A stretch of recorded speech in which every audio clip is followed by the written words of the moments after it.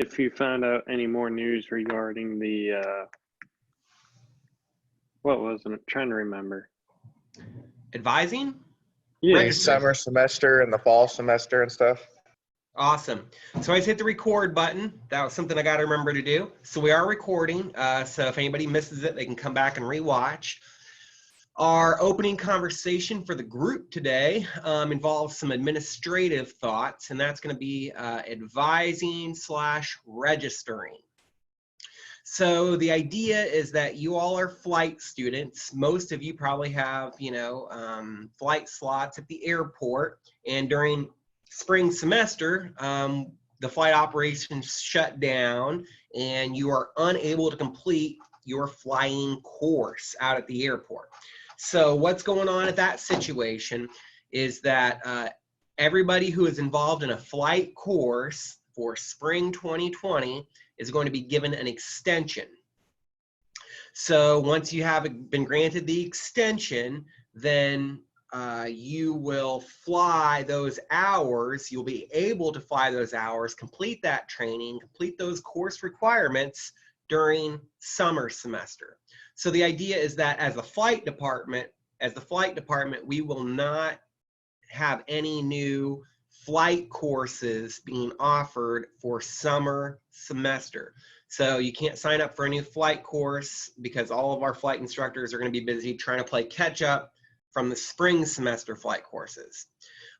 Now that's not just the actual flying courses that happen at the Eagle Creek Airport, but that's also even the ground courses. So things like instrument ground school, commercial ground school, aviation law, aviation weather. A lot of these classes, they are also traditionally not offered during the summer semester. So I think that our department for the summer semester tries to keep all our flight instructors flying more. So as a student, you can take some summer classes, but the summer classes you take would have to be online distance education type of format.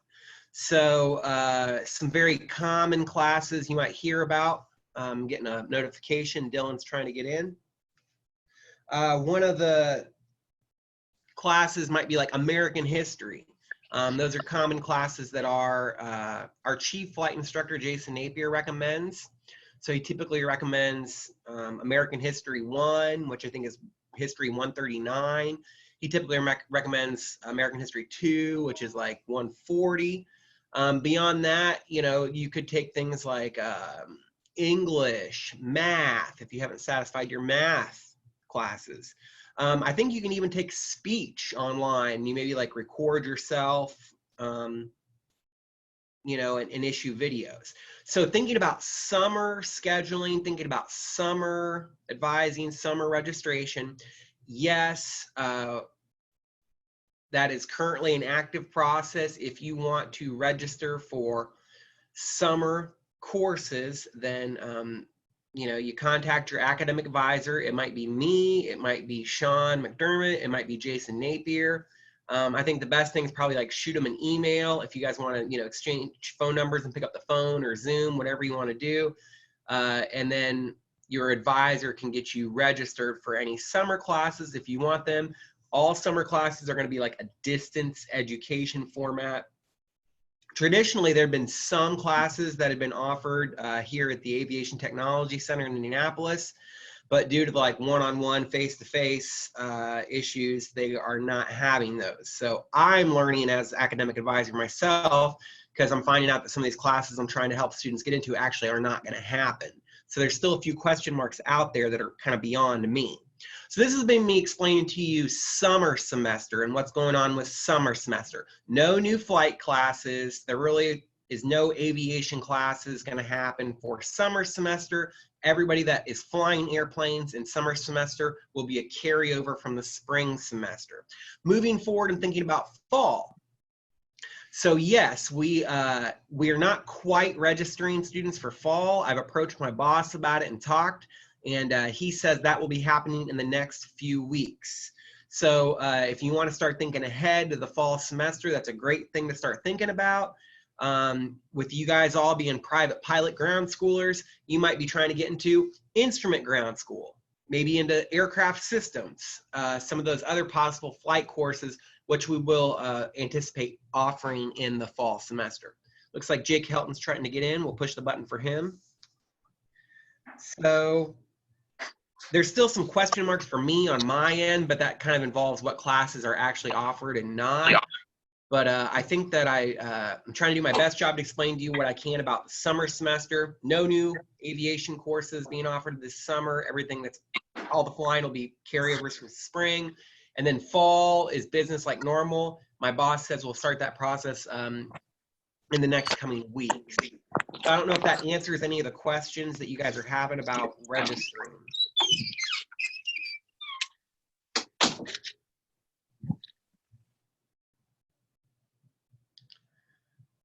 Okay, well, it sounds like nobody's speaking up or saying anything. Yeah, I appreciate it. I was just trying to make it easier for everyone else. Perfect. Yeah, we're all in this together, and I'm going to keep the information flowing to you as I hear about that. If you have an issue with advising, registering, you know, shoot your advisor an email. You can shoot me an email, Napier, Sean, any of these guys. Jason and Sean have been doing it longer than I have, so, you know, I'm usually bouncing my questions right back to them. But, you know, we're going to get it taken care of. We'll get you all registered up. We'll keep moving forward. Today, we're here together for private pilot. Hooray! Private pilot. We're getting closer on that front. We're basically in the middle of our weather conversation. We've finished the slideshows for chapter 6. We are now moving into chapter 7. So we're kind of getting beyond weather theory. We're getting in more of the weather products. And at the end of chapter 7 material, then we'll be taking a test, and that test will be chapter 6 and chapter 7 together. So it's kind of be a big weather test. From that point on, we won't have any more small chapter tests. We'll just have the finals. We will still meet and we'll still cover information from chapters, you know, 8, 9, and 10. But it'll probably be us just working together through the practice problems, some of those more tricky issues that you'll find on the written exam. Administrative, the university's been sending out emails. They've been compiling Microsoft Excel sheets. They've been logging into our Blackboard site. I don't know how they do it because I don't see it on my end, but somehow on their end, they can tell the last time that you logged into Blackboard. So I'm getting these Excel files that has everybody's name, and it's got some really interesting dates about how long it's been since some of y'all have logged into Blackboard. And the idea is that it's generating emails, and the university is worried. They can see in our online assignments how many people have missing assignments. And so it's been a lot of extra work on my end lately to have to, you know, respond and account for each one of you guys. And as I send those emails out to the university, I'm also creating emails and sending to you personally. So if you're a person that, you know, is receiving an email that says you're at risk, don't take that lightly. It's a real thing. You hate to spend a bunch of money, all this time, energy, effort just to fail a class. So if you have missing assignments, you know, now's the time to get those in. You know, historically, our final in this class had always been worth 50% of your grade. But unfortunately, we're probably not going to be able to continue with such a strategy because there's a lot of unethicalness surrounding our final. There's a lot of unethicalness surrounding our tests. So, you know, tests are supposed to be, you know, closed booked, closed notes, but without the actual proctor, without somebody in the room, there's just no way to verify. Sean, our assistant chief flight instructor, explained to me that Blackboard has programming in it, and when you're on a certain tab, if you go clicking away to another tab for more than 2 minutes, that, you know, it can document it. But at the end of the day, there's just not a lot that I can do for enforcement on a closed book test. So I've been advised by our chief flight instructor that I'm supposed to change the grading scale. So our final is probably actually going to end up being worth less than 50%, and our homework assignments are actually probably going to be worth more. So we'll try to get another quiz in before it's all said and done. We could add another quiz or 2 in to help those grades. I'll probably do things to help you out, like drop your lowest quiz grade.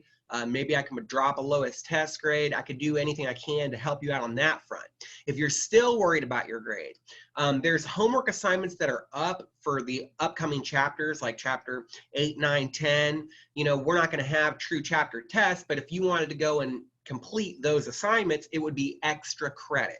So if you're looking for extra credit in the class, you could work on the assignments for chapters 8, 9, and 10. So administrative, before I launch into weather products, I'm just kind of giving you a heads up on all the things that are floating around involving our class. If there's any questions or comments, now might be a good time for them.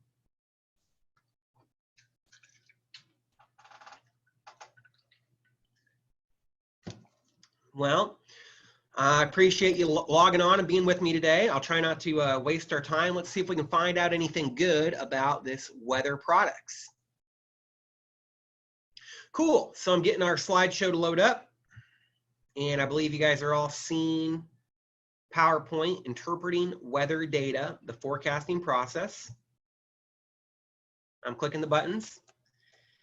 And we have made it so far. I think somewhere around here is where we were at. So we talked about the observations, all these different observation stations on planet Earth. And this is where we left off, communication. So information from these observation stations is going to be relayed to 3 world meteorological centers located in Washington, D.C., Moscow, and Melbourne. Interesting. Processing. So we got all this data, we've gathered all this data, now we need to process it. In the U.S., this information is sent to the National Centers for Environmental Prediction in Camp Springs, Maryland. They analyze the data, they develop forecasts, and they create charts and reports. Dissemination. So dissemination means getting the word out there, spreading the word, spreading the forecast, spreading the observations. Products are sent to NWS, that's National Weather Service, and other public and private agencies. So these are some kind of very big companies you should know about. NOAA, N-O-A-A, National Oceanic and Atmospheric Administration. So they're going to have a lot of products and charts that you'll see as aviation folk.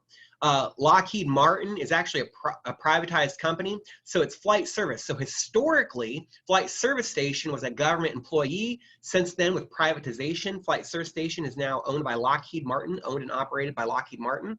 And so that's another user that's going to get all this weather information and help disseminate that information to us pilots.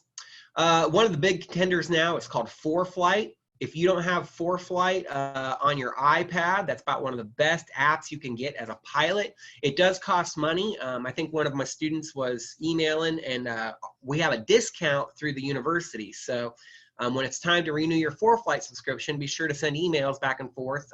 We got to get email to the chief flight instructor, Jason Napier, and he can send you a code to get, I don't know, it's 20% off, 30% off for ForeFlight. So that's really handy. Jeppesen is a very large aviation company. They're actually the folks who created our private pilot manual, our textbook. They have a lot of online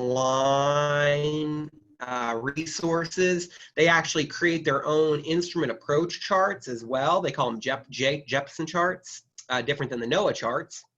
And they're going to disseminate a lot of that information as well. So we got lots of weather information that's getting gathered, getting processed, forecasts are developed, and there are lots of different ways to disseminate that information. Accuracies and limitations. So these weather forecasts, they've come a long way since the use of supercomputers. I think they still use computers, but there are still some problems. Large distances between stations and time between reports often present unknown variables. The bigger thing here is also the atmosphere doesn't always behave as the computer thinks that it should. So talking about these large distances, you know, think about some of these areas like Montana, you know, the Rocky Mountains. I mean, there's going to be the Badlands out west, just deserts. I mean, there's going to be there are these very large spaces where there's not a lot of weather observations going on. I know we encountered it a lot when we did that flight to Alaska a few years ago, that, you know, you're going on a stretch of a few hundred miles and there's really no, you know, observation points. There's not a lot of information for that, especially if you're in mountainous area. The weather could be completely different in the valley versus the backside or the front side of the mountain. So there's a lot of different issues. You know, you can only imagine what it's like trying to cross the ocean. So there's lots of limitations even to the best weather products. Okay, so here they're talking about some large scale events. It's like a large scale event, like a cold wave, maybe a significant storm, like a hurricane, tropical depression. Some of these large scale events, they can be predicted accurately several days in advance. Okay, cool. However, more short-term events such as tornadoes, some kinds of wind shear are much harder to predict. So short-term events that don't last that long, going to be more difficult to predict. A huge hurricane that you see coming for days and days and days, it's going to be more accurate to predict that one. Regardless, the further ahead in time the forecast is, the less accurate it becomes. So you're going to see it as we continue covering all these different weather products. It's going to be a lot easier for us to predict what's going to happen to the weather this afternoon. We probably have a good idea what's going to happen with the weather tomorrow. Maybe we got an idea about the day after, but once you start getting several days ahead into the future, your forecast becomes less and less accurate. So you're going to get a question on the day of your private pilot check ride. On the day of your private pilot check ride, your examiner is going to say something to you like, describe to me the process that you go through to check weather. And you would answer this question by saying, oh, I begin the process of checking weather several days in advance. Several days in advance, looking at commercial weather products, listening to the radio, listening to the TV, looking at the 10-day forecast. Several days in advance, I'm getting an idea of the larger, big picture of what's going on.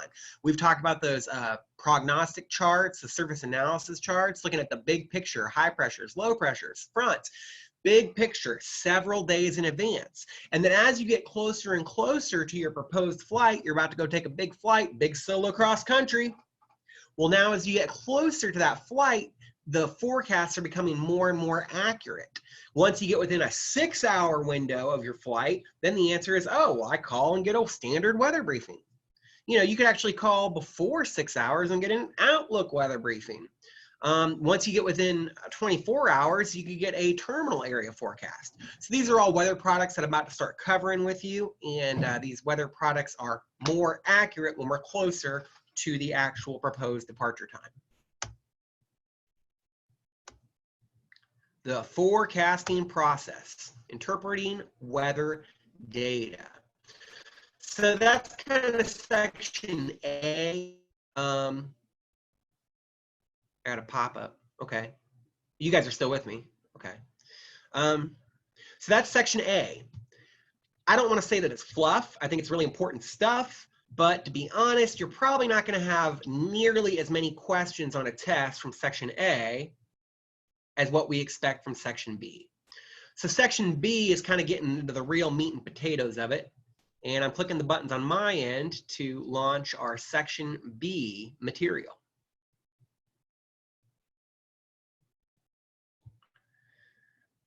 So section B is going to be more about printed reports and forecasts. So section A was just about the process. We learned about all the different weather observation stations on planet Earth and in the atmosphere and in the ocean. And we learned that there's supercomputers and weather centers where all that information goes. We are now getting into some of the actual weather products that are created because of that process. It's kind of interesting. We talked about weather balloons last time. The idea with those weather balloons is that you might actually find one of those weather observations that are attached to the weather balloon. So the idea is that it's like a transmitter box, and the transmitter box gets hooked up to the weather balloon and released, and the weather balloon rises and rises and rises, gets higher in the atmosphere until balloon gets so large, you know, that it pops, and then that observation box actually falls back down to planet Earth. And there's a lot of stories of people finding these boxes, and it's got like a label on it, like a return address label, and you just take that and you drop it in a mailbox, and then it gets sent back to the National Weather Service, so that way they can reuse it again. It's kind of cool. They also are getting a lot of upper air observations nowadays from other aircraft. So the idea is that the airliners, commercial airliners are flying around, they are sharing data. So as they're up there, the aircraft is able to gather information such as temperature, pressure, moisture, wind, and then transmit that information back. So it's a long way that we've come as far as gathering all this data.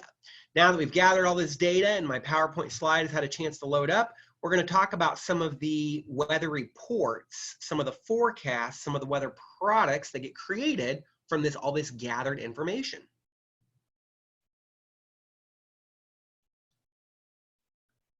Okay, so I think that you should be seeing it. It says printed reports and forecasts. This is really the meat and potatoes of it. This is probably the most important section. So when you think about chapter 7, everything's important, yeah, but this section is going to have the majority of the material that you're going to see on tests and the final and the FAA written exam. Okay, so printed reports and forecasts. Hooray! Weather products. So printed weather reports. In general, an observed atmospheric condition at a certain location and particular point in time. So what I really need you to notice is the word report. Report. So if you're taking notes, really, you know, when you're writing down your information, getting it all straight, you're really trying to really figure out the difference of a report versus a forecast. So a report is a historical observation. A report was reality, it's the past, it was those conditions. Different than a forecast, which is somebody's best guess at what's going to happen in the future. The reports are used to generate the forecasts. All right, so here is METAR, M-E-T-A-R. What does METAR stand for? Well, its official title is Aviation Routine Weather Report.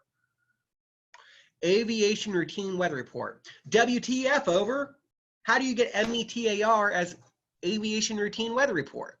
So a lot of folks say ME is like meteorological, MET, meteorological. So it's like meteorological aviation routine weather report.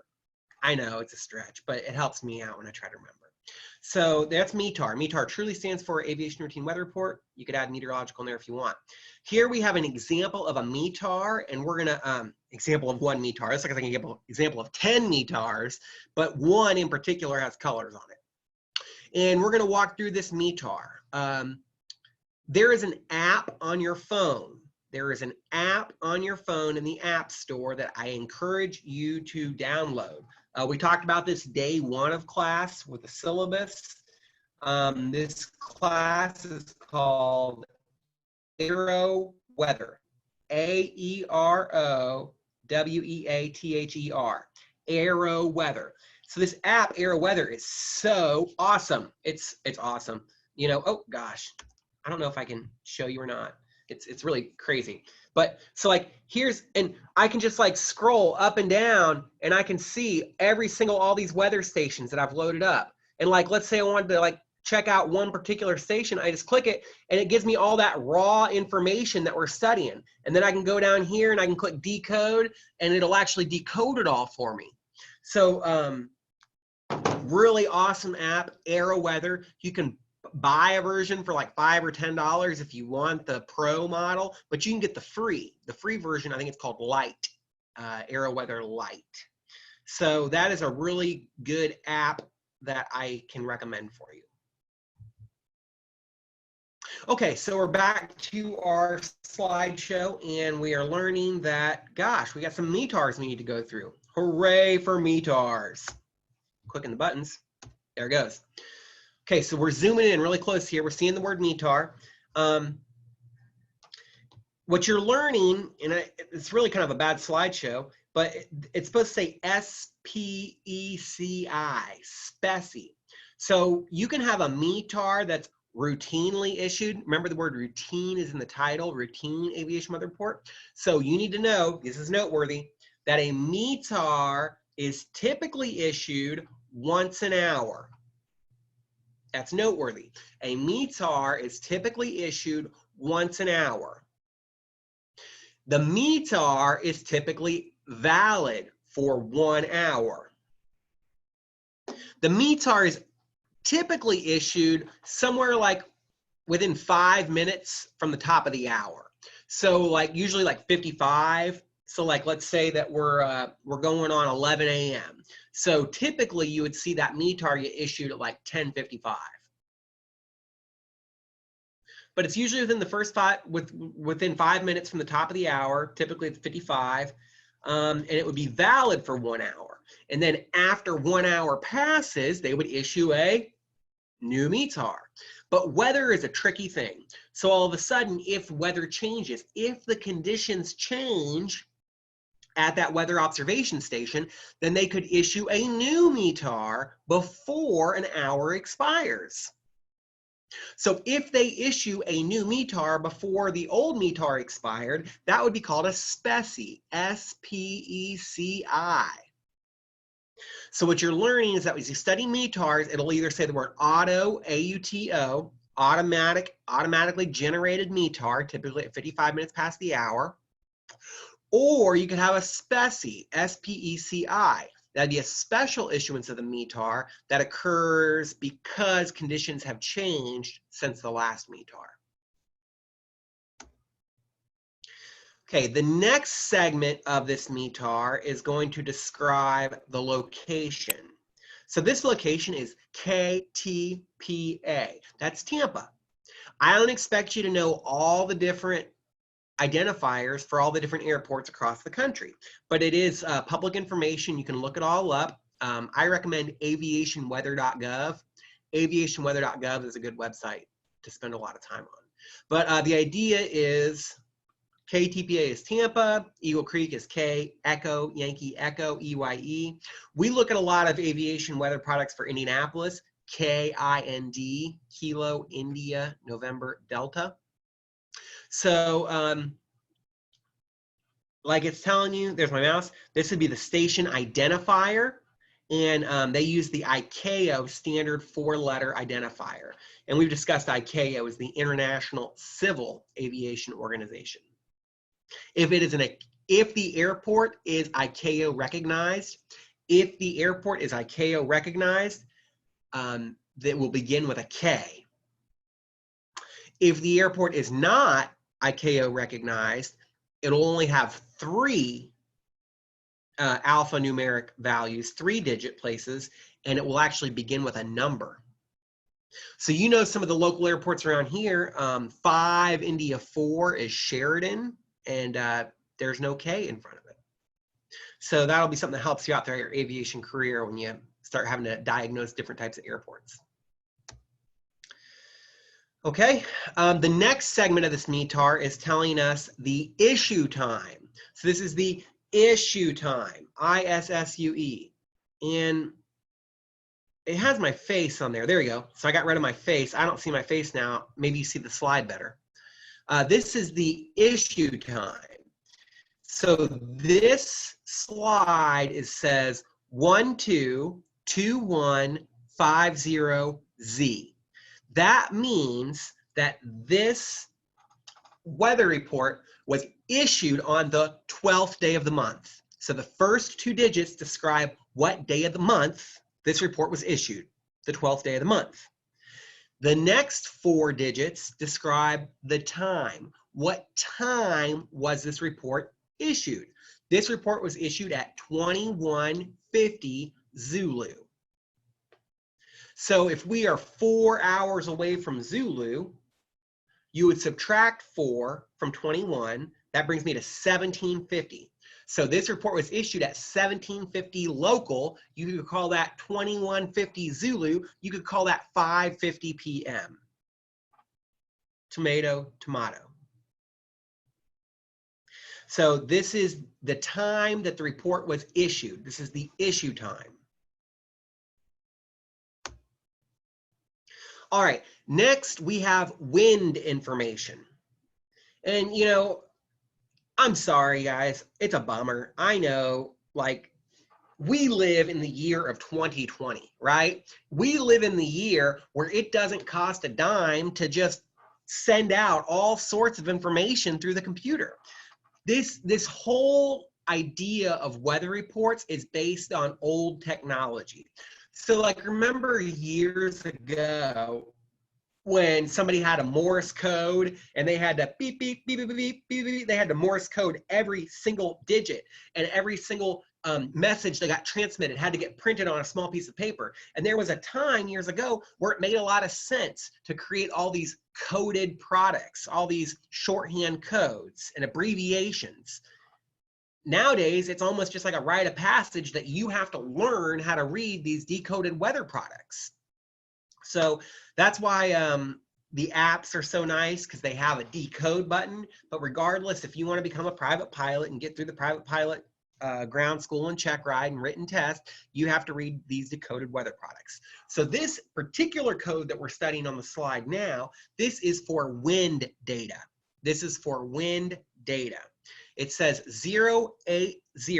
So the first three digits are telling us where the wind is blowing from. The wind is blowing from 080.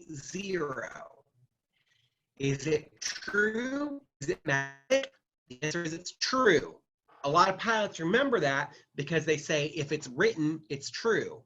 So if it's written, it's true. The wind is blowing from 080, true. Roughly, that's almost east. East is 090. So according to this weather product, we're basically looking at an easterly wind. But how strong is the wind? I'm glad you asked. It says 080 20 G 38 KT. So 080 is the direction. The wind's blowing from 080. Then it says 2020. The wind is blowing at 20 knots. G, gust, 38. So it's blowing a solid 20 knots steady. And then every so often there's a gust, a very strong gust of wind that could reach up to 38 knots. So this is a historical METAR observation taken, 50 minutes past the hour. And at that point in time, the wind was 080, 20, gusting 38. So here is some of that information written out. It's based on true north. The first three digits are telling us the wind direction. They're giving us some more information. So see the V? The V means the word variable. So it's possible the wind could be variable. So in this example, the wind is 020, variable 090.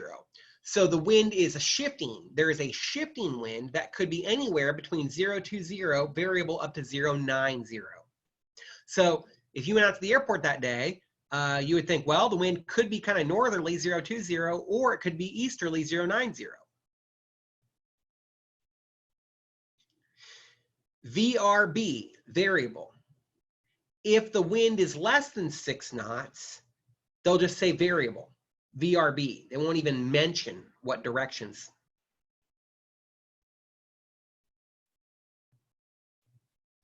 If you get a bunch of zeros, if you have a bunch of zeros, 1, 2, 3, 4, 5 zeros KT, that means calm. Calm winds. A lot of people say light and variable, or calm. It's calm. Wind. So this is how we read wind information off of METAR. Okay, the next element of this METAR involves visibility. So this is a very tricky visibility METAR. It says 1/2 SM. SM stands for statute mile. So we measure visibility off of statute miles, not nautical miles, statute miles. So visibility is 1/2 statute mile. That is not good visibility. Remember that standard VFR visibility requirements is at least 3 miles. So this is very low visibility, 1/2 statute mile. This is IFR conditions. In fact, this is low IFR conditions. This is bad weather. This is not a VFR flying day that we're discussing with this METAR report. So because the visibility is so poor, they are including extra visibility information. You as a private pilot you would just look at this weather report and you'd say, nope, I'm not flying today. But if you were an instrument pilot, you might want to know more information about that poor visibility. And so here is extra information about the poor visibility. It says R36L. So R means the word runway. So yes, visibility is a half statute mile, but this airport in question has a runway 36 left. So this airport has parallel runways. They have a runway 36 left, they have a runway 36 right, and in this particular report, there is a weather machine, a weather observation station that looks down the runway of 36 left. This machine is called RVR. If you're taking notes, RVR, runway visual range. You will hear this again, runway visual range. The RVR machine that is looking down runway 36 left says that the visibility is actually 2,400 feet. So all this is visibility information from the METAR report. The visibility is roughly a half statute mile, but if more specifically, looking down runway 36 left, it's 2,400 feet of RVR. Runway visible range. Okay, so here is some information, more weather reports, what's going on at Tampa Airport. RA. RA means rain. So there is rain. Okay, good. Rain. I get it. TS. TS means thunderstorm. Okay. So there's thunderstorm, there is rain, plus sign means heavy. If you had a minus sign, that would mean light. If there was not a plus and not a minus, it would mean moderate. So in this case, at Tampa, at 50 minutes past the hour, there was a thunderstorm with heavy rain. Here are some other possible identifiers that you might see on a METAR. We've talked about TS for thunderstorm. SH would mean showers.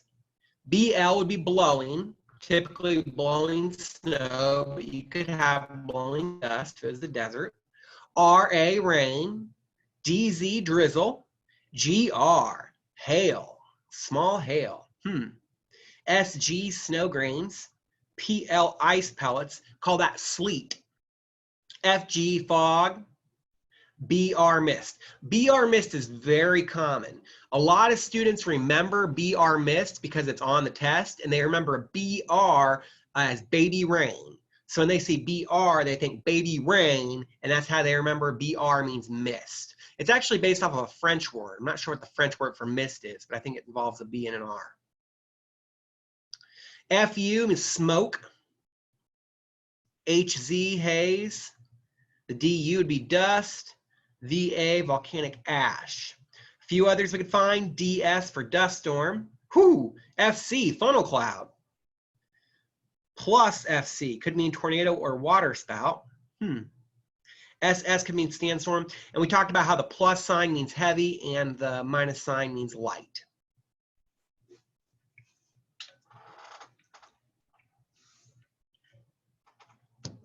Okay. Thank you, METAR. We are learning so much about these weather products. What do you want to tell us about next, METAR? Well, it looks like we're going to talk about the clouds. Cool. So what kind of cloud information is this METAR explaining to us? Well, this printed weather report in its decoded language is telling us FCT 008. What does that mean? We're talking about the clouds. We're talking about AGL, above ground level. Be sure to write that one down. AGL, above ground level. So when you are studying a METAR, there is a weather station on planet Earth. It is looking straight up. It sees clouds. It estimates how high those bases are. And so that's an AGL number. Very common reason why I have to fail people for stage checks. We need to understand the difference of AGL and MSL for clouds. So in this example, we have a cloud layer at 800. So 008 stands for 800. 800 feet AGL. That's where the scattered cloud layer is. So you have to add 2 zeros. So whatever you find, you add 2 zeros, and that's how you're going to correctly identify the height of the cloud base. In this example, it is 800 feet AGL cloud layer. What about this cloud layer? SCT. It is a scattered cloud layer. A scattered cloud layer. So you got to imagine, you could have a clear sky, there's no clouds. You could have few, FEW, few, and there's a small amount of clouds. You could have scattered, SCT, there are more clouds. Broken, BKN, even more clouds. And then OVC, overcast. That means there's no more sky you can see, you only see clouds, overcasts. So in this example of the METAR, there are multiple cloud layers. The first cloud layer exists at 800 feet above the ground, and it is a scattered layer. The next layer is overcast, OVC, and the overcast layer is at 1,200 AGL. You could call that 1,200 AGL, 1,200 AGL. You just got to remember to add 2 zeros. It is an overcast layer, but what about that overcast layer at 1,200 AGL? CB. So in your notes, you need to remember CB, cumulonimbus. So we talked about clouds in the past.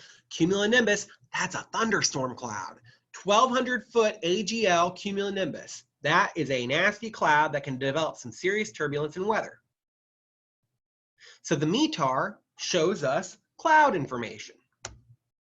Here is some other ideas of what you could find for cloud information. If you actually have a clear sky, it could be written as CLR, or it could be written as SKC for sky clear, or CLR for clear. It just depends on what kind of weather station, the programming in that weather station, whether it says CLR or SKC. We talked about few clouds, scattered, broken, and overcast. So what you're learning is that we love pi. Doesn't everybody love pi? So pi in the sky. So when you imagine looking at the sky, you divide up segments of the sky just like you would divide up pieces of a pie. So what you're learning is that it's 8 segments, 8 pieces of pie.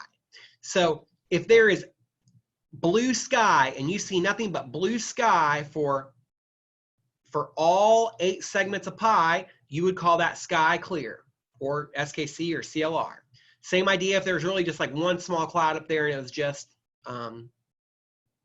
so when you get to like 1 and 2 pieces of pie in the sky, like, an 1/8 to 1/4 amount of clouds in the sky, that's when they start to call it few. Once you get to around like half amount of clouds, 3/8, 4/8, once you start getting into this realm, that's when they describe it as a scattered sky. Broken sky is when we're starting to really fill up our piece of pie with clouds and we're not seeing much blue sky. And then overcast, we're completely covered. There's some examples where you might see something that says sky obstructed from view.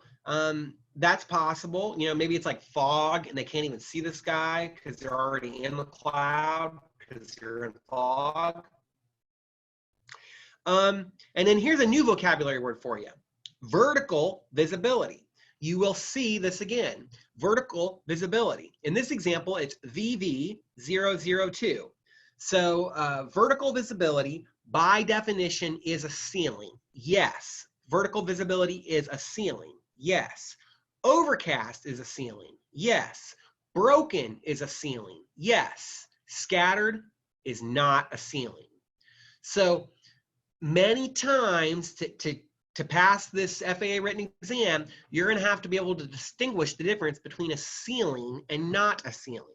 A ceiling means that the clouds are so thick you cannot find big hole to climb through. As a private pilot without instrument rating, it is not a good idea to go climbing up through holes to begin with. If you go climbing up through holes as a non-instrument-rated pilot, you could get trapped on top of the clouds and not have a good, safe way to descend down. So as a student pilot, you're actually always supposed to keep visible sight of the ground. As a non-instrument-rated pilot, it's foolish to get above the clouds if you cannot see the ground below. So if it's a ceiling, if the cloud deck is defined as a ceiling, which would be considered broken or overcast, broken and overcast are both ceilings. If the cloud deck is a ceiling, then you should not have big enough holes to try to climb up or down through them.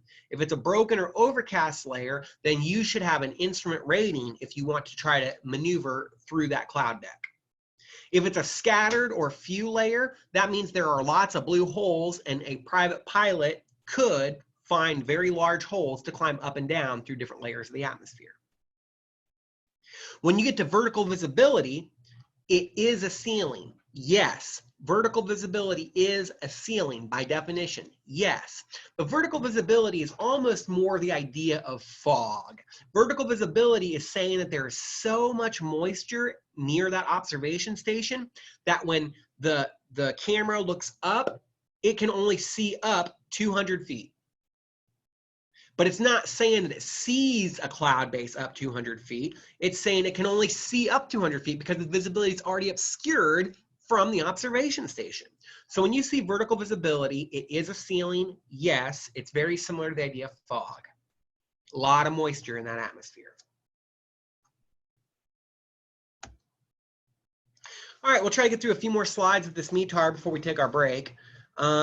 Here we are now seeing more information on our weather report, 2018. This is describing temperature, dew point. Temperature, dew point. This means the temperature is 20 degrees Celsius and the dew point is 18 degrees Celsius. The temperature dew point spread in this example is small. It's only 2 degrees. So when you have a small temperature dew point spread, that means you expect low clouds, fog. Temperature dew point. A, 2995. This is describing altimeter setting. This would be pressure. So that weather station has a pressure sensor and it senses that the atmospheric pressure is 29.95 inches of mercury. Altimeter setting, 2995 inches of mercury. Standard is 2992. So on this day, we are slightly higher pressure than standard. We are 0.03 inches of mercury, thicker air than standard.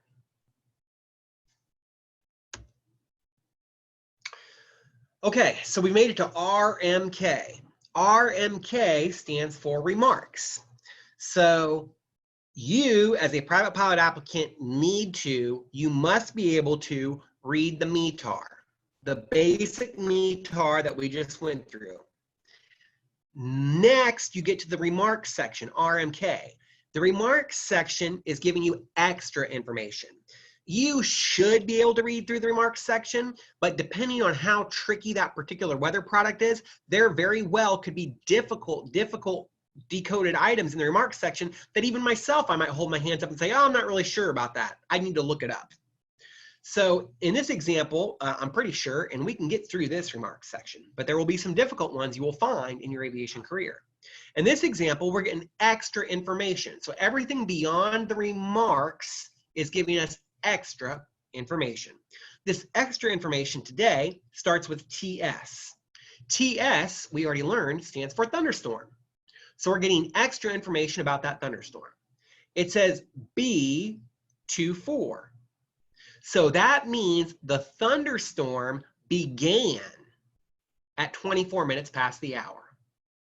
So if you remember, this report was issued at 2150 Zulu on the 12th day of the month. So that means the thunderstorm began at 24 minutes past the hour. So that thunderstorm has been going on for 26 minutes by the time that the weather observation was recorded. TS, thunderstorm, B, began. 24 minutes past the hour. The thunderstorm began 24 minutes past the hour. Okay, I get that. That's cool. RA. Well, if you remember, RA is rain. B, began. The rain began at 24 minutes past the hour. So the same time that the thunderstorm began at the airport is the same time that the rain began at the airport, 24 minutes past the hour, which would have been 26 minutes ago from when the report was issued. So RA is rain, B is began, 24 means 24 minutes past the hour. SLP. SLP, I think of sea level pressure. SLP, I think sea level pressure. 134. So as Americans, we typically measure pressure as inches of mercury. We know standard pressure is 29.92 inches of mercury. Well, the international community measures pressure in millibars, hectopascals. Standard pressure for millibars is 1013.2, 1013.2 millibars, standard sea level pressure. Today, we are seeing a SLP 134. That means instead of the standard 1013.2, the sea level pressure for this Tampa airport is actually 1013.4.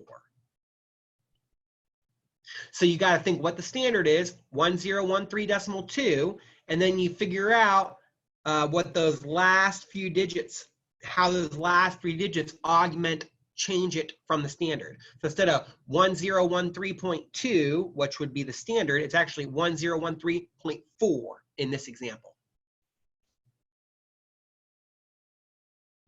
So here we are now looking at a large group of other METARs. We're just going to cover a few tricky ones, and then we'll take our break. A few of the tricky ones that we want to look at. Here's a dollar sign. That's new.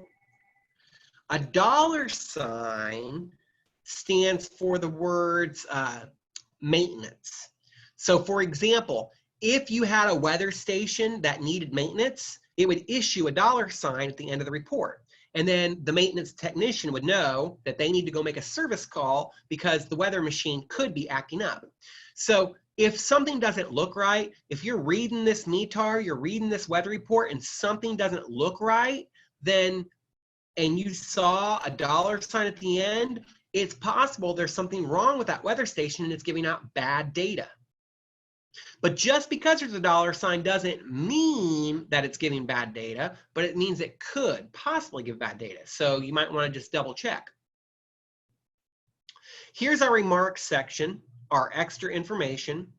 We see A02, A02, A02. So A02 is the type of weather station. A02 is the type of weather station. So what is so special about an A02 station? What's so special about an A02 station is that it has precipitation discriminator. Precipitation discriminator. What does that mean? It means this weather station is extra fancy and it can tell the difference between rain, snow, sleet, drizzle, hail, freezing rain. So all the different types of precipitation. A02 has a precipitation discriminator and it can tell the difference between the different types of precipitation. Here's the last one we'll do here together and then we'll take our break. It says T02000128. So this is called the temperature breakdown. This is called the temperature breakdown. And you need to know this. Earlier in the weather report, we can see that the temperature was cited to be 20 degrees Celsius and the dew point was cited to be 13 degrees Celsius. So that's a 7-degree temperature dew point spread. Okay, well, in this weather report earlier, we talked about 20 degrees Celsius, 13 degrees dew point. Now we're getting a temperature breakdown. So this is a more accurate indicator of what the temperature and dew point actually could be. So the first 4 digits, 0, 2, 0, 0. The first 4 digits are describing the temperature. The first digit says 0. I promise I didn't make this up. The first digit 0 means positive. If you had the first digit as a 1, that would mean negative. Down near the bottom of the slide, see how there's a T1017? So because the first digit is a 1, that's your clue that it's a negative temperature. It's part of their decoding from history. That's all we can say. So we learn that the temperature dew point breakdown, we need to know the first 4 digits are for temperature. In this example, we have a T0200. That means the temperature is 0, that means positive, 20, 20, and then pretend there's a decimal place there, 20.0. First 4 digits are the temperature. The temperature is cited as 20 degrees Celsius. It's actually positive 20 degrees Celsius, exactly, right on the money. Whereas the dew point is cited to be 13 degrees Celsius. However, that dew point is actually 12.8. It is a more accurate breakdown of the temperature dew point. So here, the dew point is actually 12.8, positive 12.8. So I know this is a lot of information. There's no reason anybody has to pee their pants, so we can take a break. If there's any questions before we take our break, I'm happy to address them. If not, we'll be back with more METAR and weather products.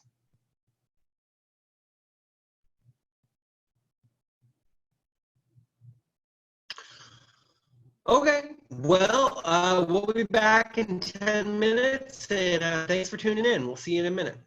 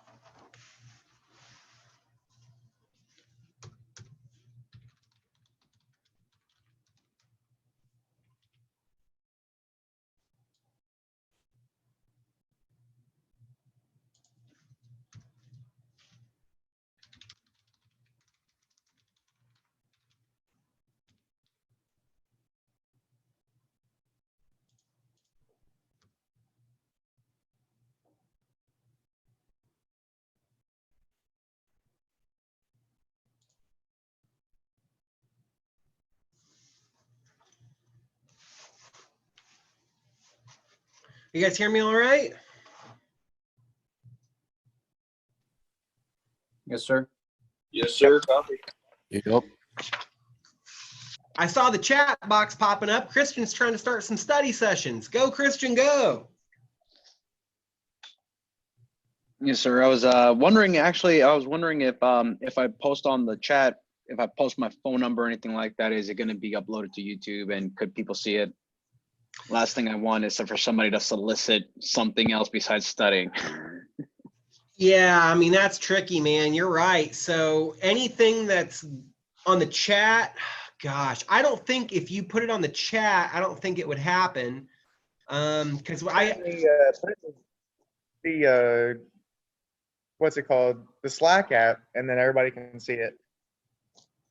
All right, then I'll go ahead and post my number on the Slack app. And if anybody wants to go ahead and start up some study sessions, just go ahead and shoot me a text and we'll schedule it from there.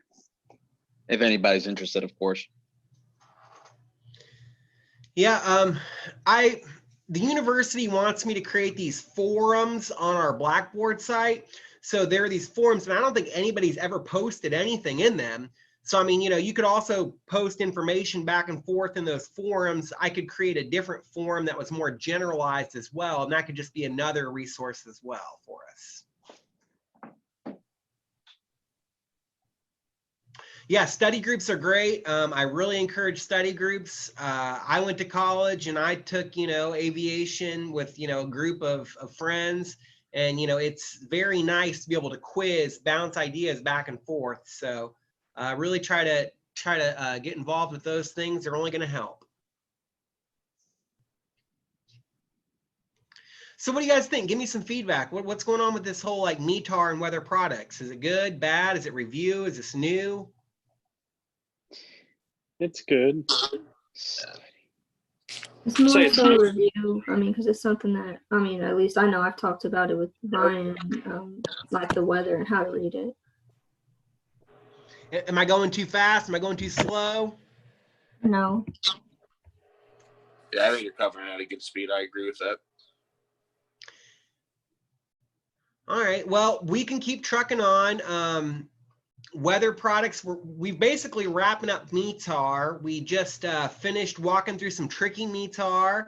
We're going to review some other possible tricky things that we see in METAR, and then we'll probably move into another weather product. So we'll click the button, and here comes PowerPoint. This is the METAR we've been working on. There's actually a lot of METARs here.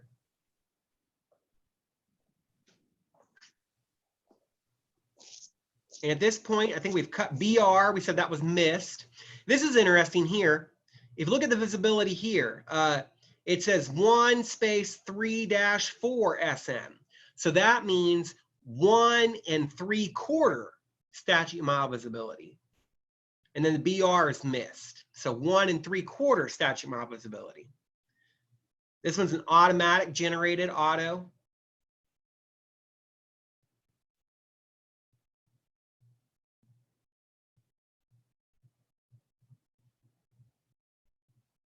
Okay, here's something new. The temperature dew point spread. The temperature is 10 degrees Celsius, but the dew point is M12. That means minus 12. So the temperature is 10, the dew point is minus 12. That is a huge spread, 22 degree spread. So that means there's probably like no clouds. You know, there's not much moisture in that atmosphere. Look at that pressure, way high pressure, 30.43. Look at that sea level pressure. So standard's 1013.9. This would be 1030.9. Woo!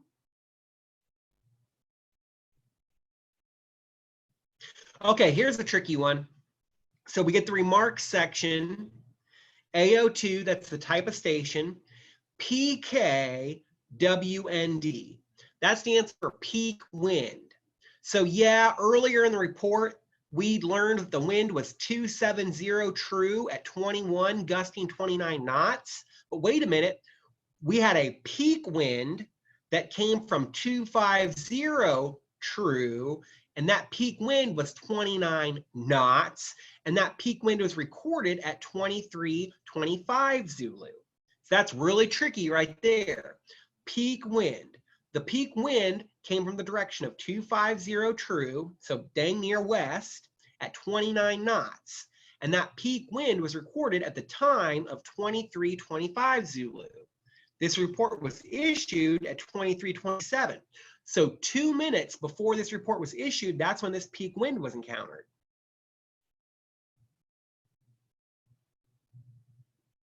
RAB, the rain began 23 minutes past the hour. TSB, the thunderstorm began at 21 minutes past the hour. PRESRR, that stands for pressure rising rapidly. So the pressure is rising rapidly. You could have PRESFR, pressure falling rapidly. Okay, P0000, that is telling us the amount of precipitation that has been accumulated over the past hour. In this case, it's 0.00 inches of rain. Not much precipitation has been accumulated over the past hour. Here's the 0.00000 KT. That means calm winds. Here, FEW 250. That means there are few clouds at 25,000. Few clouds at 25,000. Which makes sense because the temperature dew point spread is so far apart.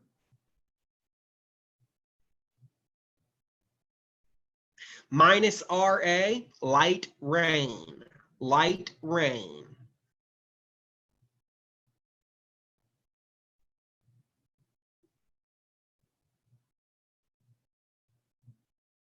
This one's tricky. I don't know about this. So the wind is 350 at 11 knots, but then it says 9000 BKN 020. WTF over, something is not right about this. I'm thinking there might be a typo in here. Like for a minute, I thought there might be, sometimes it could mean that there's multiple broken layers. Like it could mean that there's like a broken layer at 9,000 and a broken layer at 2,000. But to be honest, I think this is something wrong with this one. I think there's a typo because 9000, it's not following the correct code and it doesn't have any sort of cloud next to it. So typically what you can find though is maybe you might find like a 090 BKN 020.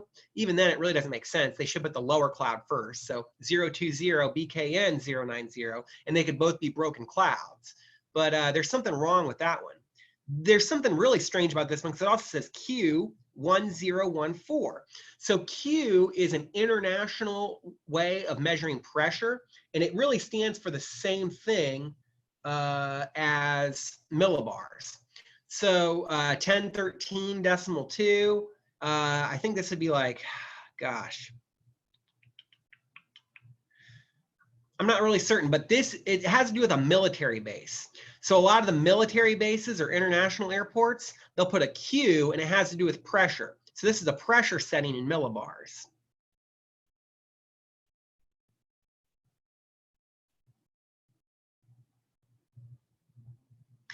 VRB03, it's variable at 3 knots. 1-4 SM, a quarter mile visibility. SN snow. FZ, that means freezing fog. Visibility is 200 feet AGL. Really, it's just 200 feet. As the camera looks up, it can only see up 200 feet because we're basically already inside the fog. And some of this decoding here is kind of tricky. I'd have to look it up myself. You know, P0005, there's only been like 0.05 inches of precipitation collected over the past hour. The 60008 and the 10017 and the 21017 and the 56003. All these are different coded pieces of information about the temperature and the pressure. and we'd have to open up a chart to look it up, but it has to do with how the temperature and pressure has changed over the past 3 hours, 6 hours, things of that nature. So some of these you're probably going to, the examiner doesn't expect you to know the answer to it. You'd have to pull out a chart to look it up. But there are some that you should know, like the temperature breakdown. So T1017, that means negative 1.7 is the temperature. Negative 3.3 is the dew point. This has been a lot of METAR. Let's see what happens if we click the next button.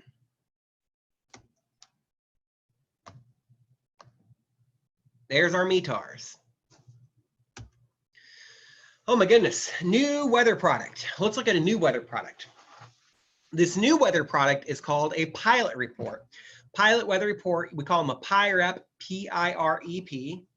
And if you zoom in, it begins with UA. UA is for upper air report. UA upper air report, and it'd be a PIREP. It could be called UA for a normal routine PIREP, or it could be UUA if it's an urgent pilot report, an urgent upper air report. So OVOKC 063015, that is describing the location. So imagine that PIREP, when you see the OVOKC 063015, that's describing the location. Where was the pilot when the pilot gave this pilot report? OV, think of the word over. This pilot was over OKC, that'd be the Oklahoma City area. And then it says 063015. So that'd be like a VOR. So it's a ground-based station there at Oklahoma City. And you imagine the 063 radial, that'd be somewhere east, northeast, kind of easterly from the airport. 015, about 15 miles. So this pilot was over the area of Oklahoma City VOR, roughly 15 miles east, northeast of the VOR. Basically 15 DME distance off of the 063 radial. TM, that's time. So this pilot gave the PIREP at 1522. That'd be time. FL for flight level. What altitude was this pilot at? This pilot was at 8,000. Is this an AGL or MSL number? This would be an MSL number. So the pilot's just reading the altitude right off their altimeter, 8,000 feet when they give the pilot report. TP type, what type of airplane did this PIREP come from? It was a 172, a Cessna 172.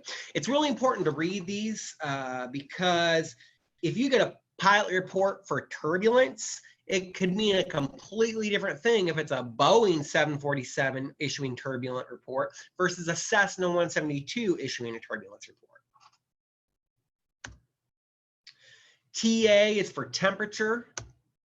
It looks like the temperature is -4. So this pilot that was flying near Oklahoma City said that the air temperature at his altitude, at his or her altitude, was -4 degrees Celsius. So the colors are a little tricky here. It's WV245040. Whew, that means wind velocity. So at that altitude, the pilot says that the wind velocity, the wind is actually 245, 40 knots. So the wind is blowing from 245, call that west-southwest at 40 knots in that area, at that altitude. Okay, again, the colors are a little off here, but this is the TB. TB stands for turbulence. So the turbulence, the top pilot reports the turbulence as light, LGT, and that turbulence is light between the altitudes of 055 and 075. So that's 5,500 MSL to 7,500 MSL. Turbulence is light, 5,500 MSL to 7,500. And then RM, that's 3 marks. And this pilot is IN in the clear, CLR, in the clear. So this pilot is not in a cloud, that pilot is in the clear. And that is our PIREP report right there.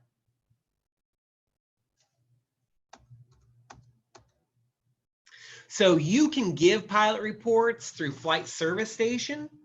That is the best way for you to give a pilot report. The best way for you to give a pilot report is Flight Service Station. The standardized frequency for Flight Service Station is 122.2, and that should be good when you're above 5,000 feet.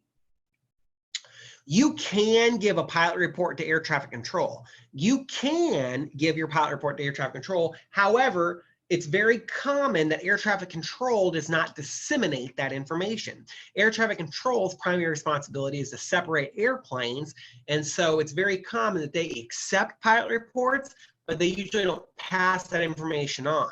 So if you want to see your pilot report get reprinted on aviationweather.gov, you would have better luck if you contact Flight Service to issue your pilot report instead of passing it to ATC alone.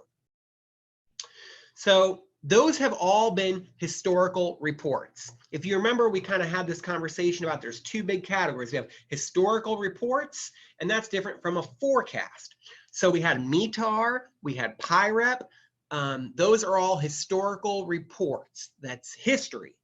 Now we're moving into forecasts, and we're going to use some of that history, those observations, to develop forecast predictions of the future. Printed weather forecasts. Many routine reports are used to develop forecasts.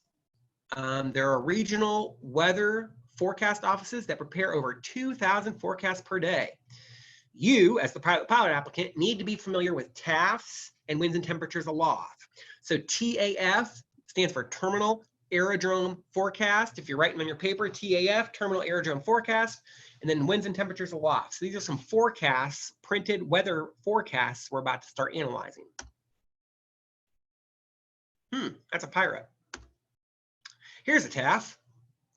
So the idea is we have a TAF, Terminal Aerodrome Forecast. And we have two TAFs on the screen. We have our first TAF is for Indianapolis, KIND, and our second TAF down here is for Denver, KDN. And we need to cover this TAF and answer some questions about this TAF. So before we dive into that, let's answer a few questions about TAFs in general. So first question that you're going to get asked on the day of your check ride, well, yeah, and it's also on our short answer homework, it asks about TAF. How big of an area does TAF cover? TAF covers roughly 5 statute miles surrounding the area, the center of the airport complex. How long of a forecast period does TAF valid for? Well, your typical TAF is going to be valid for 24 hours. So typically your TAF, your terminal area forecast, is forecasting, predicting the future of what's going to be the weather conditions for the next 24 hours. However, there are some airports that have a longer TAF forecast period. So for example, Indianapolis International Airport is a bigger airport. You know, Denver International Airport is a bigger airport. So these larger airports, not necessarily just size, but more like the scope of operations. So if you have an airport that services international flights, if you have an airport that services international flights, you know, like imagine an airplane coming from China. If you have an airport that services international flights, then that airport is more likely to have a longer TAF forecast. So on the day of your check ride, the examiner will ask, how long is TAF valid for? And you say, typically TAF is valid for 24 hours, but if it's an international airport, it could have an extra 6-hour window. So the international airports, their TAFs can be valid for 30 hours, whereas the standard TAF is valid for 24 hours. And then how often is TAF issued? That's the next question. How often is TAF issued? TAF is typically issued 4 times a day. That would be every 6 hours. So TAF is typically issued 4 times a day. That would roughly be every 6 hours. So the idea is that 4 times a day, every 6 hours, there will be a new TAF that gets issued. When that TAF is issued, it is forecasting the next 24 hours worth of time. it's forecasting the weather for the next 24 hours. So you can use the TAF to predict what's going to happen with the weather in the next 24 hours. However, in 6 hours, they're going to issue a new TAF. So you would be very wise to use the most current TAF, because the more current the weather product, the more accurate the forecast will be. Okay, so let's dive in and see if we can decode this TAF for Indianapolis International Airport. So the first step is the identifier, KIND, Kilo, India, November, Delta. KIND, that's Indianapolis International Airport. That's the station. Now we have the issue time. This is the issue time. When was this weather forecast product issued? This weather product was issued on the 16th day of the month at 14:33 Zulu. If we are 4 hours away from Zulu, that would be called 10:33 local. Issued on the 16th day at 14:33 Zulu. This is the issue time. Now we get into the valid time. So it was issued at 14:33 Zulu on the 16th day, but it's valid from 15 Zulu on the 16th day. It's valid from the 16th day at 15 Zulu all the way up until the 17th day of the month at 18 Zulu. So this particular TAF is valid for a 27-hour window. So it's valid from the 15th hour of the 16th day until the 18th hour of the 17th day. So this particular TAF is valid for 27 hours. So I want to show this to you, okay? So TAF was issued at 14:33 Zulu. It's valid from the 16th day at 15 Zulu until the 17th day at 18 Zulu. Now you're going to see all this information. All this information is forecasting the weather conditions at Indianapolis International Airport. What time period is it supposed to be wind 150 at 9 knots? What time period is there supposed to be few clouds at 12,000, broken clouds at 12,000? What time period is that? Well, that is the time period between the 15th hour of the 16th day until the 19th hour of the 16th day. FM is the word from. So from the 15th hour of the 16th day until the 19th hour of the 16th day. So that is a 4-hour window. For the 4-hour window from the 15th hour till the 19th hour on the 16th day, the forecast is winds 150 at 9 knots. That's true. The visibility, P6 SM. P, think about the word past, PASS. You can see past 6 statute miles visibility. Think about the word greater than. There is greater than 6 statute miles of visibility. Clouds, few at 120. That is 12,000. Broken clouds at 250. That means broken clouds at 25,000. That is the weather forecast for the time period of 15 Zulu on the 16th day until 19 Zulu on the 16th day. So we are now ready to see this from block, the from. So now what you say is from the 16th day at 19 Zulu, and then you go until the next from block. So from the 19th hour on the 16th day until the 9th hour on the 17th day. So that's a 14-hour window. So we're about to read a 14-hour window of TAF from the 19th hour on the 16th day until the 9th hour of the 17th day. This is the forecast. Wind, visibility, clouds. We think that the wind is going to be 170 true, 8 knots. P past greater than 6 statute miles visibility, overcast 8,000 AGL clouds. So that 19th Zulu until 9 Zulu the next day, that is a 14-hour window. I said that wrong, 15-hour window. That's a 15-hour window that we expect this wind, this visibility, and this overcast, ceiling, clouds. However, we have a tempo, T-E-M-P-O. That stands for the word temporarily. So within that large window of 19 Zulu to 9 Zulu, within that 15-hour window, there will be a smaller window where temporarily we expect a different weather forecast. So temporarily, between 21 Zulu on the 16th day and 1 Zulu on the 17th day, so that would be a 4-hour window. So there's a 4-hour window between the 21 Zulu and 1 Zulu that we actually expect light rain. However, that piece of the forecast is considered temporary. So that means less than continuous, temporarily. So yeah, we're temporarily going to see that, but it's not going to stay.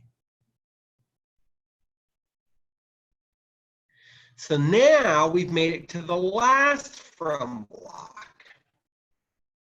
So how do you read this?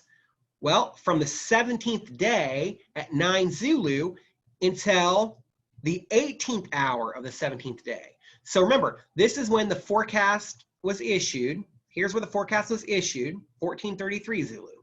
When is it valid? It's valid from 15 Zulu on the 16th day till 18 Zulu on the 17th day. So the very first line is showing us the time period from 15 Zulu on the 16th day until 19 Zulu on the 16th day. So that's a 4-hour window. And then we go from block to from. So 19 Zulu to 9 Zulu, that was our 15-hour window. This was our forecast with a temporarily conditions happening for this narrow 5-hour window. Now we're at 9 Zulu on the 17th day until 18 Zulu on the 17th day. So that's a 9-hour window. During this 9-hour window between 9 Zulu on the 17th day and 18 Zulu on the 17th day, this is the forecast that we expect for that time period. And during that time period, we're looking at winds of 130 true, 11 knots, greater than P past 6 statute miles visibility, minus sign, light rain, clouds, KN broken at 4,000 AGL, OBC overcast at 8,000 AGL. And that takes us full circle for the whole forecast. I promise, I didn't make this up. I think that there's much more normal ways we could try to create weather forecasts, but it's almost like a rite of passage that if you want to become a pilot, you got to learn how to read these decoded weather products. And that was me walking through this TAF.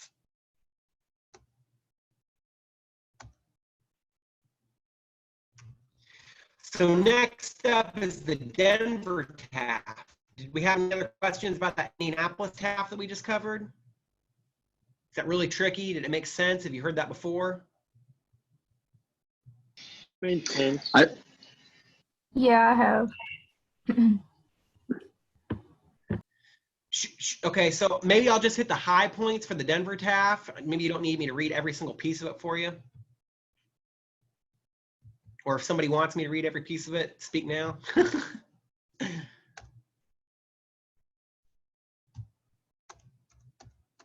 All right, so here's Denver. I'll just do this one quickly, okay?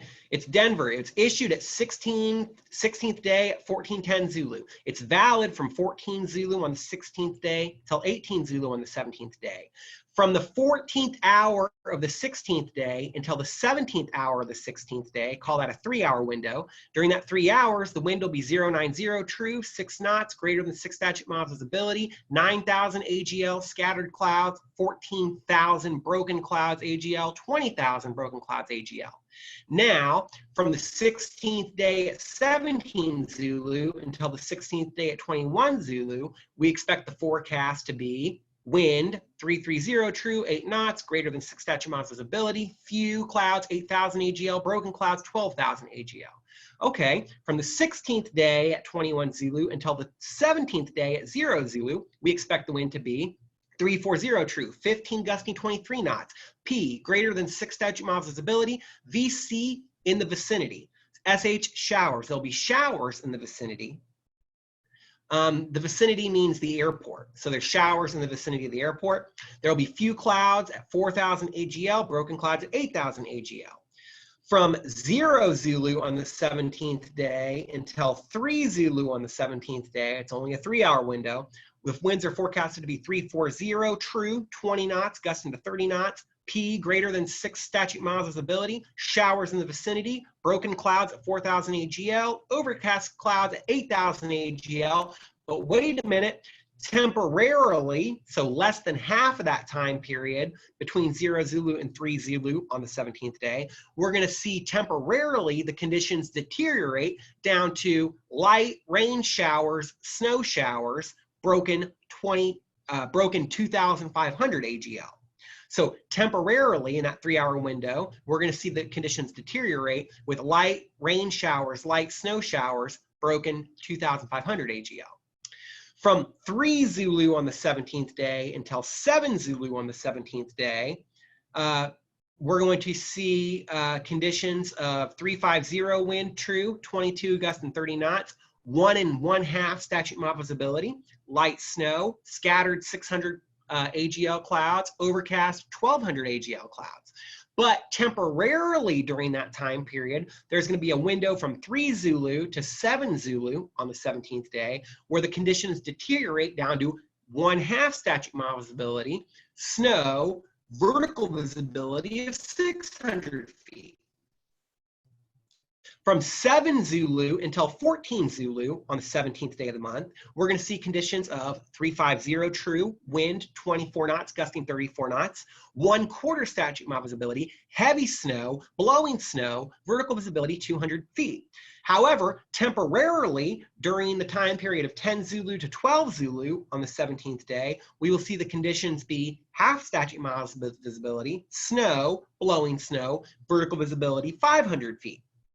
And then from 14 Zulu on the 17th day until 18 Zulu on the 17th day, the last 4 hours of this forecast is depicting the wind to be 350 true, 24 knots, gusting 34 knots, 3/4 statute mile visibility, light snow, blowing snow, scattered clouds at 800 AGL, and overcast clouds at 1,500 AGL. So you will have multiple questions on the test for our class and the test for the FAA written exam, and then just real world application when you're learning to fly airplanes and going on across country, where you have to look at TAF weather products and figure out what is the weather forecasted to be for a specific time at that airport. To be able to pass that test, you're probably going to have to think what the local time is, figure out what time that would be Zulu, and then match it up with the appropriate Zulu times with all those from blocks that I just explained to you. TAFs and METARs. All right, we're making our way into a new weather product. This is a new weather forecast. So far, we did a TAF, terminal area forecast. We talked about how a TAF was for the airport environment. You know, it's only good for 5 miles surrounding the airport. It's a surface forecast. We are now going to move into winds and temperatures aloft. So we're talking about upper air forecasts. We're trying to predict what's going to happen at these higher altitudes. Winds and temperatures aloft forecast. So in this winds and temperatures aloft forecast, we are getting an idea of what's happening with the winds in the upper atmosphere. So it tells you where the data was gathered. It's based on information that was gathered on the 16th day at 12 Zulu. It's telling you when this forecast is actually valid. This forecast is valid on the 16th day of the month at 18 Zulu. And then it tells you the use time. So you would use this product, the period at which the product winds is explaining to you 14 Zulu to 21 Zulu. Okay, so between 14 Zulu and 21 Zulu, this is what the forecasted winds are going to be aloft. There's a few notes.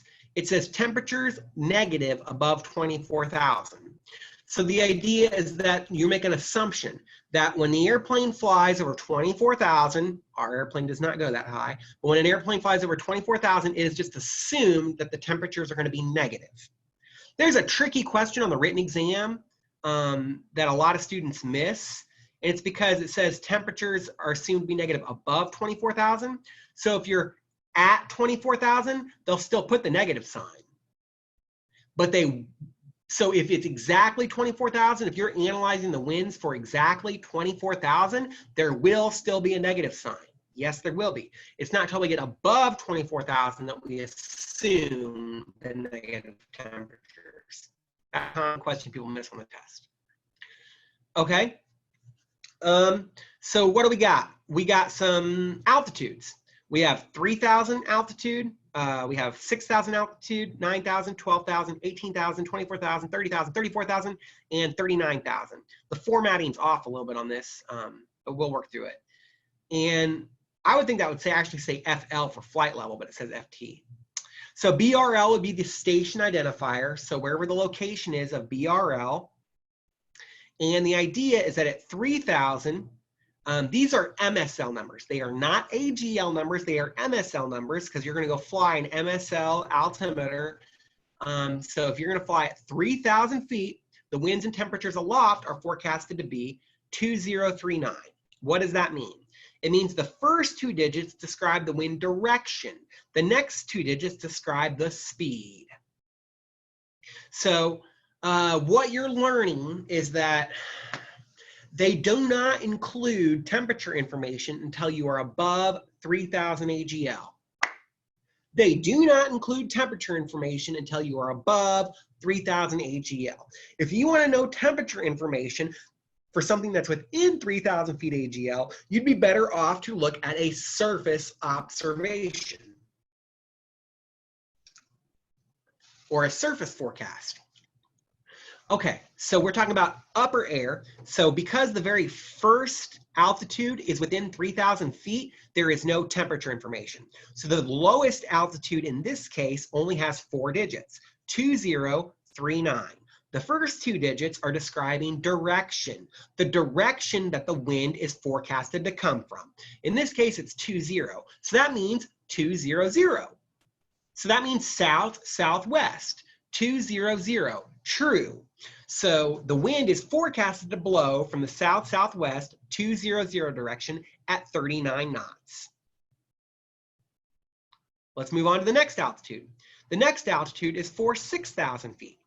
At 6,000 feet MSL, the winds and temperatures aloft in this area are forecasted to be 2125 plus 06. The first 2 digits are the direction, the next 2 digits are the speed, the next 2 digits are the temperature. So now at this point, at 6,000 feet MSL, we are greater than 3,000 AGL, so now we're starting to see temperature information included on the forecast. In this example, in this area of BRL, wherever that is, we have an example of a winds and temperatures aloft forecast where at 6,000 feet, we anticipate the winds to be blowing from the direction of 21. That means 210. That means south, southwest. We see a speed of 25 knots. We see plus 06, so we anticipate the temperature will be positive 6 degrees Celsius in that area. So at 6,000 feet MSL, we anticipate the winds will be 210, true, 25 knots, plus 6 degrees Celsius. Same idea for 9,000 feet. We anticipate the winds to be 20, that would be direction 200, call that south, southwest. We anticipate the winds to be 25 knots. We anticipate the temperature to be positive 3 degrees Celsius. Next, we're at 12,000. At 12,000 MSL, we anticipate the winds to be from 230 true, 24 knots, and exactly 0 degrees Celsius. This is handy information because now this is another tool that we have as a product to try to figure out freezing level information.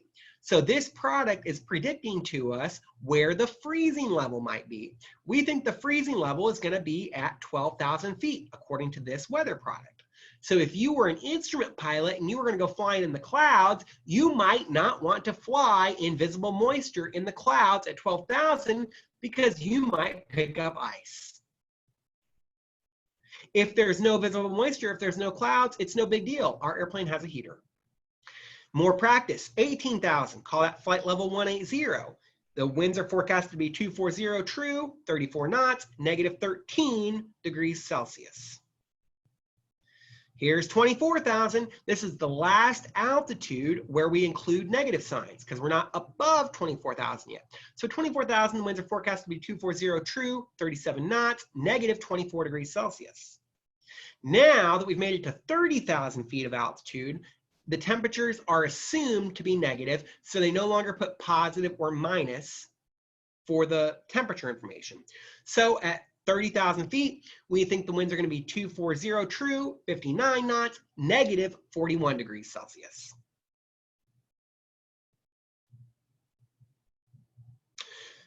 Okay, so remember, it's a history lesson. Imagine years and years ago where they had to use Morse code to transmit their messages and print it out, and they had to save all the space and use every digit carefully. So what you notice in the winds and temperatures aloft forecast is that they really only give 6 digits. The first 2 digits are for the direction. The second 2 digits are for the velocity, the speed. The last 2 digits are for the temperature. Okay, well, what happens as you get higher and higher and higher in the atmosphere, we start to see winds that flow faster than 100 knots, especially when you get to the jet stream. So, unfortunately, there's only 2 digits for our speed. But if we want to dictate that the wind is over 100 knots, then that means we don't have enough digits. So they have this thing called the over 100 rule. So the dead giveaway is that we know there's only 360 degrees in a compass. So when you're trying to analyze the first 2 digits of the direction of where the wind is blowing from, it's impossible to see a number that's, the highest number you would really ever see would be 3.5.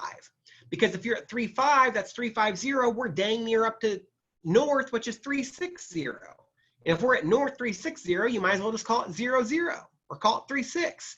But it's impossible to have a direction that's greater than 36 because there's no more than 360 degrees in a circle. So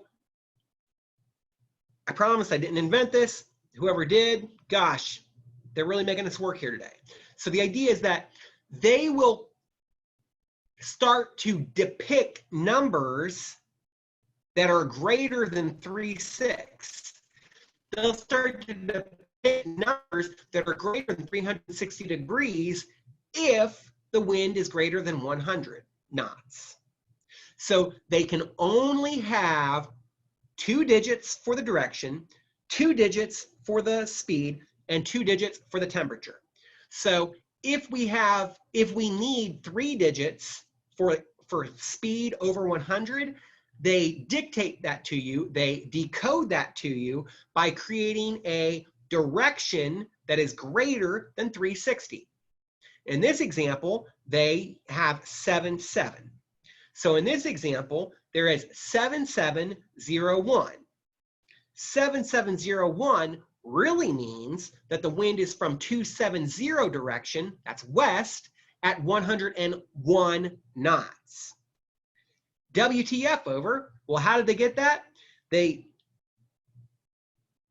added 50 to the direction, and that's supposed to mean that there's an extra 100 in the wind speed.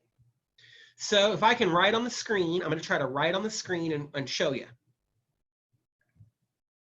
So 77 subtract 50 equals 27.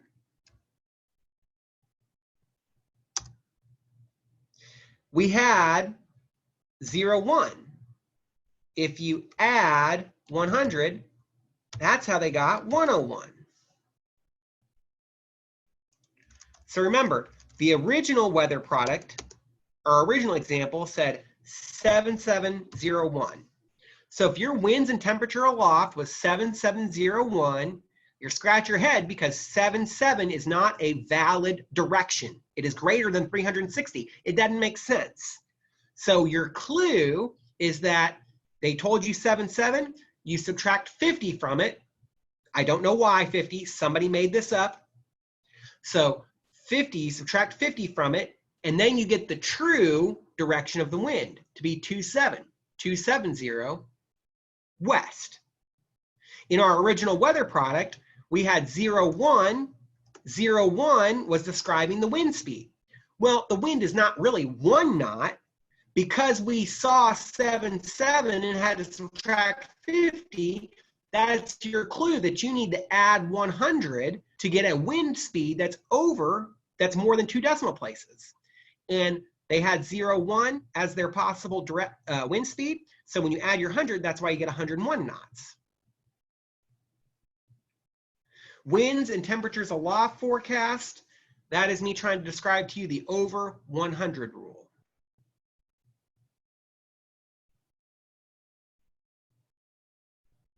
Any questions on that?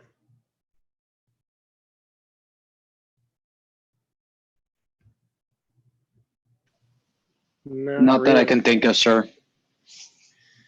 All right, so I'm looking at my clock and I see that we're hitting 12:29, so there's probably not another reason for me to continue launching. You know, the next one's gonna start talking about air mets, sigmets, convective sigmets, some more weather products. We're really kind of in the meat and potatoes of it. This is really the stuff you're gonna hear about again and again. METARs, TAFs, winds aloft, sigmets. These are going to be the weather products that are on all your check rides. Private, instrument, commercial, airline transport pilot. So we're learning a lot of good basics. We're continuing to push forward. There's lots of good homeworks up. So, you know, get your homeworks in. Get with Christian. He's trying to have some good study sessions. Keep me posted on that. I have options of extra credit up for people. I don't know. I'm happy to let you guys go if you need to sign off and head out. If there's any questions or comments, I'm happy to stick around and address any of those as well. I went ahead and posted my number on the Slack app. If, by all means, feel free to text me. Get with Christian, set up some good times, get some study groups going on. It's only going to help. I have a question. So these recorded sessions, where are they being posted at? They end up on YouTube. And so when you log into Blackboard, there's a segment that says announcements. And so every day we have class, I create a new announcement and it posts the link to our live session that you're in now.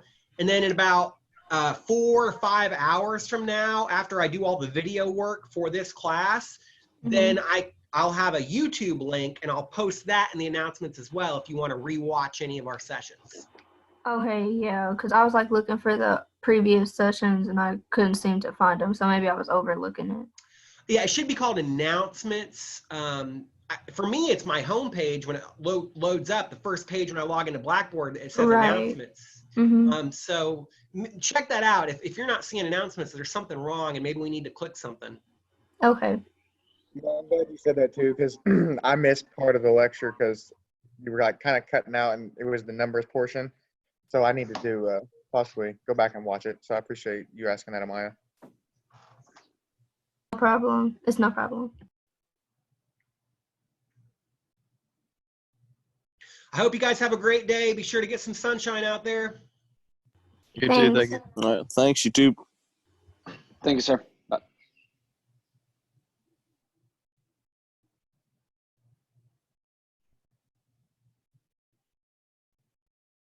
Hey, Mr. McKinney, I have one more question. Oh, good thinking. What do you got?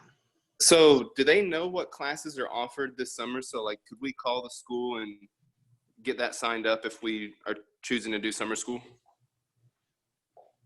Or is that something that's still up in the air that they're not sure about?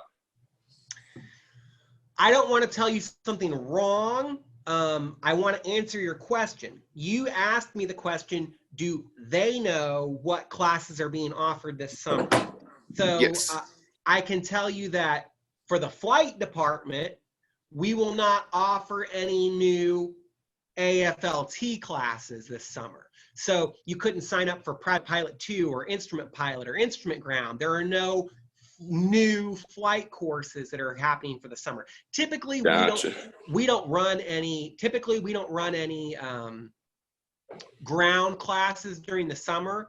Typically, the summer is our better flying season, so they want all of our flight instructors flying the airplanes in the summer. Okay. Now, with that said, usually you would be able to sign up for a flight course in the summer. So you could sign up for like Private 2 or Instrument Flight. But because of our shutdown with spring semester, everybody who was flying airplanes for spring semester did not get to complete their spring semester of flying. Gotcha. So the summer course is for the incompletes. So everybody that has an incomplete from spring flying we're hoping to be able to complete all that flying in the summer session and get back on track for fall. Now we can get you signed up for like general education classes that are distance-based through the computer. So if you want to sign up for like English or math or history, we could sign you up for a distance-based general education class for summer, but we're not going to offer any new flight classes for summer. Okay, that makes sense. And then, so if I'm still doing Private Pilot 1, but then like, if I do good on my stage check, and then would I be able, if I, caught up, could I then surpass during the summer, or would they kind of be like, okay, this is what you were going to do in the spring, that's it for now? So like the summer is to catch back up to where we should have been pretty much at this point. Would we be able to go past that, or is it going to be, you know what I'm saying? So we are a university and we have to follow the university calendar of spring, summer, fall semesters.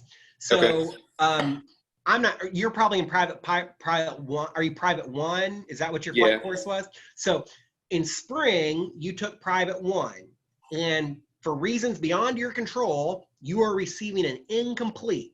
So the idea is that during summer semester, you're still going to be able to fly, but you're flying on the incomplete of Private 1.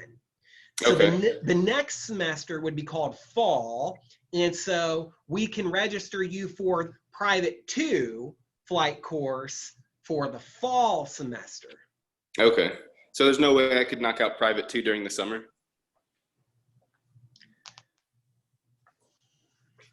I hate to say the words no way, you know what I mean? Because the word no way is kind of tricky, but I'm saying I think that it's not a normal thing. And I think that it would be very, very difficult if you were trying to do something like that. There's going to have to, be a conversation between you and the chief flight instructor about why you think you're going to be able to get so much flying done and be able to move forward. If it's unrealistic, just let me know. I was just wondering if that's something I could expect. Yeah, I'm saying that. I'm not saying that. Is it unrealistic? Probably. But if you had some sort of like expectation that you think you're just going to like soar through this thing and kick some major butt, and you think that you really can do it. I mean, I'd be all about trying to help you achieve that, but I agree it's not normal. I think the normal strategy would be, enroll you for Private 2 come fall. Okay. Just wanted to see where things were going. Thanks for the information. Yeah, by all means, and keep the good questions coming. And if there is something creative we need to do, we can always try to talk with the boss about that to try to help you out. Okay. All righty. Well, thank you. Hey, have a great day. You too. Bye.